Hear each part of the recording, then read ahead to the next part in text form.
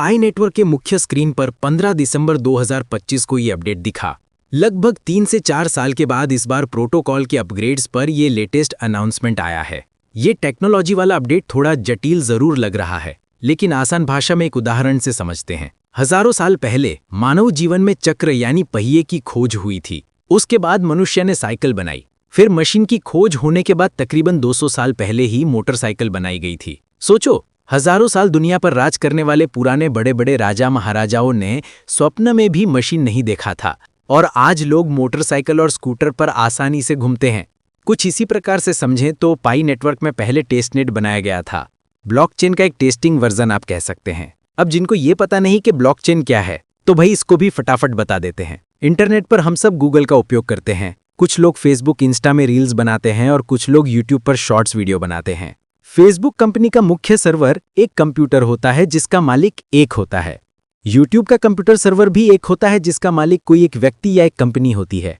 Facebook YouTube का control उसके मालिकों के हाथ में होता है। वो चाहे उसका अकाउंट बंद कर सकते हैं। अब सोचो, इंटरनेट पर एक कंप्यूटर सर्वर की बजाय अनेक कंप्यूटर सर्वर्स हों और ऐसे इंटरनेट का कोई एक व्यक्ति या कंपनी मालिक ना हो तो कैसा रहेगा। और हाँ, जिस प्रकार से फेसबुक, इंस्टा, यूट्यूब और ट्विटर का डेटा उनकी कंपनी के सर्वर में रहता है, उसी प्रकार यहाँ ब्लॉकचेन्स में अनेक कंप्यूटर वाले इंटरनेट में सबका डेटा सभी कंप्यूटर सर्वर में स्टोर रहता है। ये सभी कंप्यूटर सर्वर जो बिना कोई कंपनी के एक दूसरे के साथ जुड़े हुए रहता है, उसको नेटवर्क कहते हैं। और सबका डेटा जहां पर रहता है उसको ब्लॉकचेन कहते हैं। अब सबका डेटा जो है वो फोटो और वीडियोस का हो सकता है, आपस में पेमेंट या लेन देन के ट्रांजैक्शंस का हो सकता है, पीडीएफ फाइल का, वेबसाइट का या कुछ और तरीके का भी हो सकता है। लेकिन ब्लॉकचेन में रखा हुआ वो डेटा वो कंप्यूटर सर्वर का मालिक देख नहीं सकता, क्योंकि वो क्रिप्टोग्राफी से कोड के स्वरूप में होता है। जो लोग अपना कंप्यूटर ऐसे ब्लॉकचेन नेटवर्क में जोड़ते हैं, उनको उस नेटवर्क के क्रिप्टो कॉइन मिलते हैं। पाई नेटवर्क में जो लोग अपना कंप्यूटर जोड़ते हैं, उनको उनके अकाउंट में पाई नाम के क्रिप्टो कॉइन ज्यादा स्पीड में बनते हैं। अब प्रोटोकॉल के अपग्रेड पर वापस आते हैं।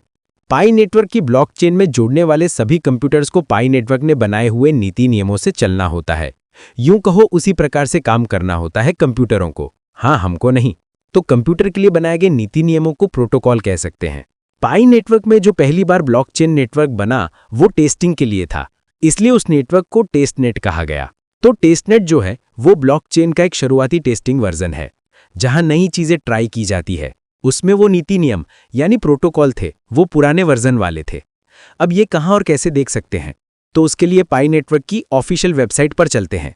ये mindpi.com नाम की पाई नेटवर्क की ऑफिशियल वेबसाइट है। यहां मेनू में सबसे पहले वाले पाई ब्लॉकचेन मेनू में जाएं और वहां पाई ब्लॉक एक्सप्लोरर पर क्लिक करके ओपन करें। ये स्क्रीन में इस प्रकार पाई का ब्लॉक एक्सप्लोरर दिखेगा। दोस्तों, दो व्यक्तियों के बीच में, मतलब एक वॉलेट से दूसरे वॉलेट में जितने पाई का ट्रांजैक्शन होता है वो यहां चेक कर सकते हैं डेट एंड टाइम के साथ। दुनिया में सबको पब्लिक में ये सार्वजनिक तरीके से दिखता है क्योंकि ये ब्लॉकचेन है। ऊपर टेस्टनेट, टेस्टनेट 1 और मेननेट लिखा है। उसमें टेस्टनेट पर क्लिक करते हैं। यहां ब्लॉक के लिस्ट में से कोई भी एक ब्लॉक के नंबर पर क्लिक करके ओपन करते हैं तो यहां प्रोटोकॉल का वर्जन दिखेगा। शुरुआत में यहां पर 15 दिखता था, उसके बाद 19 दिखा और आज 22वां वर्जन दिख रहा है। तो प्रोटोकॉल को 19 से 22 तक अपग्रेड कर दिया गया है।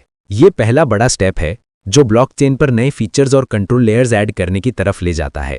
मतलब नेटवर्क को और ज्यादा स्ट्रांग बनाने की तैयारी, नेटवर्क को और ज्यादा विशाल बनाने की तैयारी और बड़े पैमाने पर रियल वर्ल्ड ट्रांजैक्शंस के लिए तैयार करने की शुरुआत। दोस्तों, 27 अगस्त के अपडेट में जैसा कहा था कि पहले टेस्टनेट 1 में प्रोटोकॉल अपग्रेड होगा, तो उसी प्रकार 15 दिनों के अंदर ये हुआ। अब कुछ दिनों बाद टेस्टनेट 2 में ये अपग्रेड दिखेगा। ब्लॉक एक्सप्लोरर में टेस्टनेट 2 में जाकर कोई भी एक ब्लॉक चेक करेंगे तो वहां अभी प्रोटोकॉल का 19वां वर्जन ही दिखाई दे रहा है। टेस्टनेट 2 जो है वो मेन नेट में फाइनल एंट्री करने का प्रवेश द्वार है। मेन नेट में ही असली ट्रांजैक्शंस होते हैं। दोस्तों, टेस्टनेट 1 में हमको तो 23वां वर्जन चाहिए, तो खुशी की बात यह है कि उस पर अभी काम चल रहा है। जी हाँ, मेन स्क्रीन के अपडेट में यही लिखा है। पहले टेस्टनेट 1 में, उसके बाद टेस्टनेट 2 में और लास्ट में मेन नेट में भी प्रोटोकॉल को वर्जन 19 से 23 तक अपग्रेड किया जाएगा। ये सब स्टेप बाय स्टेप होगा ताकि कोई बड़ा इश्यू ना हो, कोई बड़ा प्रॉब्लम ना हो। फिर भी हो सकता है कि ब्लॉकचेन सर्विस में शॉर्ट टाइम के लिए सर्विस बंद करने की जरूरत पड़े, लेकिन हमें इसमें चिंता करने की जरूरत नहीं। जिस एक्सचेंज पर पाई लिस्ट हुआ है उनको पहले से बता दिया जाएगा। हम सभी यूजर्स को, पायोनियर्स को अभी कुछ करने की जरूरत नहीं, पाई की टीम ही सब कुछ हैंडल करेगी। तो पाई नेटवर्क में अब तक ये 4 फेज देखे गए हैं। टेस्टनेट में ब्लॉकचेन नेटवर्क का टेस्टिंग करने हेतु टेस्ट पाई कॉइन दिए जाते थे। उसके बाद एनक्लोज्ड मेननेट लॉन्च हुआ था, जो एक फायरवॉल से सुरक्षित था। सिर्फ पायोनियर्स लोग आपस में पाई का ट्रांजैक्शन कर सकते थे। उसके बाद फायरवॉल हटाया गया और एक्सचेंज पर पाई लॉन्च हुआ। तो तब पाई की इकोसिस्टम के बाहर एक्सचेंज जिस पर पाई के ट्रांजैक्शंस हुए, ये भी टेस्टिंग हो गया। लेकिन मेननेट पूर्ण तरह से पूरी दुनिया के लिए ओपन नहीं किया गया। फिर टेस्टनेट 2 लॉन्च हुआ। टेस्टनेट 2 नए फीचर्स और स्टेबिलिटी का टेस्टिंग करने के लिए एक एडवांस स्टेज है, जो ओपन मेननेट के पहले का फेज है। देखिए, ओपन मेननेट में कोई कंट्रोल नहीं रहेगा, इसलिए उससे पहले सभी प्रकार के टेस्टिंग्स, जैसे कि स्मार्ट कॉन्ट्रैक्ट प्रोग्राम, दूसरी ब्लॉकचेन के साथ ब्रिजिंग, दूसरे क्रिप्टो में कन्वर्जन, पाई का रुपए और डॉलर में कन्वर्जन, एआई रोबोट के कुछ और भी टूल्स वगैरह वगैरह का टेस्टिंग और उनके रिजल्ट्स को चेक करने के लिए टेस्टनेट 2 लाया गया है। टेस्टनेट 2 में जो चीज़ सही तरीके से काम करती है उसको ओपन मेननेट में रिलीज किया जाएगा। अभी प्रोटोकॉल 22 टेस्टनेट में आया है, उसके बाद प्रोटोकॉल 23 को लाएंगे, फिर टेस्टनेट 2 में उसका टेस्टिंग करेंगे। सब कुछ सही रहा तो फिर ओपन मेननेट में प्रोटोकॉल 23 को अपग्रेड करेंगे। अभी प्रोटोकॉल 23 इतना खास और महत्वपूर्ण क्यों है? अभी शॉर्ट में कहे तो ये अपग्रेड स्टेलर प्रोटोकॉल से इंस्पायर्ड है। ये 23वां वर्जन पाई नेटवर्क में बहुत सारे नए फीचर्स ला सकता है। उदाहरण के तौर पर स्मार्ट कॉन्ट्रैक्ट्स को रस्ट लैंग्वेज में लिखना, कोडिंग करना, साथ में ट्रांजैक्शंस को पैरेलल प्रोसेस करना और नेटवर्क को और बड़ा स्केल करने की पावर देना। यूं कहो, पाई नेटवर्क की साइकिल से मोटरसाइकिल बनने की यात्रा पूर्ण हो जाएगी। अब हमें तो यहाँ 2 सवाल मन में उठते हैं, वो ये कि जिस प्रकार स्टेलर ब्लॉकचेन में स्मार्ट कॉन्ट्रैक्ट बनाने के लिए सोरोबान नाम की लैंग्वेज का उपयोग होता है, तो क्या वही सोरोबान में पाई नेटवर्क के लिए स्मार्ट कॉन्ट्रैक्ट बना सकेंगे? क्योंकि प्रोटोकॉल 23 स्टेलर वालों का है। अगर ऐसा हुआ तो पाई नेटवर्क के लिए स्मार्ट कॉन्ट्रैक्ट बनाना है तो सीधा सोरोबान का उपयोग कर सकेंगे। या फिर ऐसा भी हो सकता है कि पाई नेटवर्क अपना खुद का कोई लैंग्वेज मॉडल प्रस्तुत करे, मतलब पाई की टीम सोरोबान जैसा कोई प्लेटफॉर्म लॉन्च करे। जो भी हो, अब लगता है पाई नेटवर्क में डी एप्स बनाने का एक नया प्रक्रिया शुरू होने वाला है।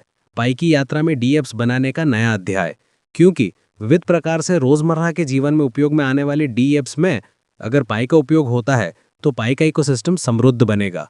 प्रोटोकॉल के अपडेट के साथ एक और भी मस्त चीज जान लेते हैं, वो ये कि अब पाई नेटवर्क में बनने वाली डी एप्स को होस्ट करने के लिए पाई नेटवर्क का खुद का होस्टिंग ब्लॉकचेन पर शुरू होने वाला है।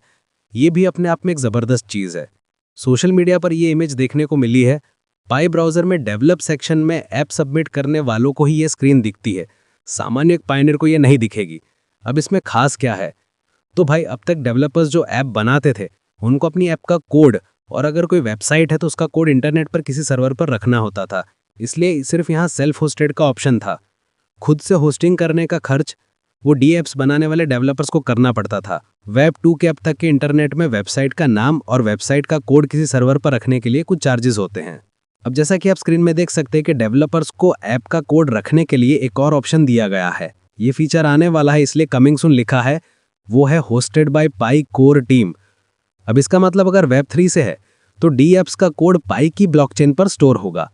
यूं कहो, पाई नेटवर्क से जुड़े हुए सभी कंप्यूटर नोड में स्टोर होगा, जिससे वेबसाइट और ऐप्स पूरी तरह से डिसेंट्रलाइज्ड हो जाएगी। ब्लॉकचेन पर एक से ज्यादा सर्वर पर वेबसाइट और ऐप्स होने से कोई भी इसको ब्लॉक नहीं कर सकेगा। जिस प्रकार अभी नेपाल देश में जो हुआ वो वेब 3 के भविष्य में कभी नहीं हो सकता। अभी इंटरनेट के वेब 2 सिस्टम में सरकार चाहे तो अपने देश में फेसबुक, टिकटॉक, यूट्यूब, इंस्टाग्राम को रातों रात प्रतिबंधित कर सकती है, बैन लगा सकती है। जैसे कि पाई नेटवर्क का फायरसाइड फॉर्म जो है वो वेब 3 का सोशल मीडिया का उदाहरण है। तो इस प्रकार इस स्क्रीन में दिखाया हुआ पाई कोर टीम का होस्टिंग समाधान अगर पाई के नोड में दिया जाएगा तो कोई भी सरकार या संगठन पाई नेटवर्क इकोसिस्टम में डिसेंट्रलाइज्ड ऐप को कभी भी बंद नहीं कर सकेंगे। दुनिया भर में चलने वाले पाई नेटवर्क के लाखों कंप्यूटर नोड आपके सोशल मीडिया अकाउंट का और आपके क्रिएटिव कंटेंट्स का संरक्षण करेंगे। उम्मीद है आप समझ रहे हैं कि वेब 3 का मतलब है इंटरनेट का वो भविष्य जहां सब कुछ डिसेंट्रलाइज्ड है, डिस्ट्रीब्यूटेड है। कोई एक कंपनी या सरकार आपकी वेबसाइट, आपकी ऐप या आपके कंटेंट को कंट्रोल नहीं कर सकती। पाई नेटवर्क का प्लान यही है जिसमें आपका डेटा, आपकी वेबसाइट, आपका ऐप कोई बंद नहीं कर सकता।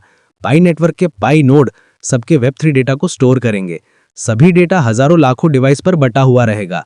कोई भी सरकार या कंपनी चाहे कितना भी जोर लगा ले, वो किसी भी कंटेंट को ब्लॉक या डिलीट नहीं कर सकेगी। क्योंकि डेटा कहीं एक जगह पर एक सर्वर पर नहीं बल्कि पूरी दुनिया में फैला होगा। ऐसा होने से सबको आज़ादी, सिक्योरिटी और पावर मिलेगा।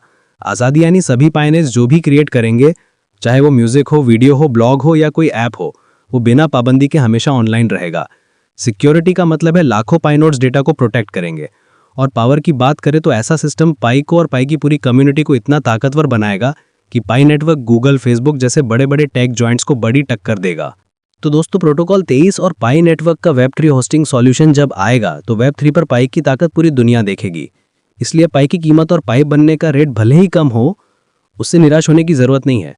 पुराने फाइनेंस लोग जो अभी भी पाई से जुड़े हैं, वो अपने नॉलेज से इस बड़े क्रांतिकारी बदलाव का हिस्सा बन चुके हैं। ये सिर्फ टेक्नोलॉजी नहीं बल्कि भविष्य है, जहां जनता की क्रिएटिविटी को, जनता की आवाज को कोई रोक नहीं सकता।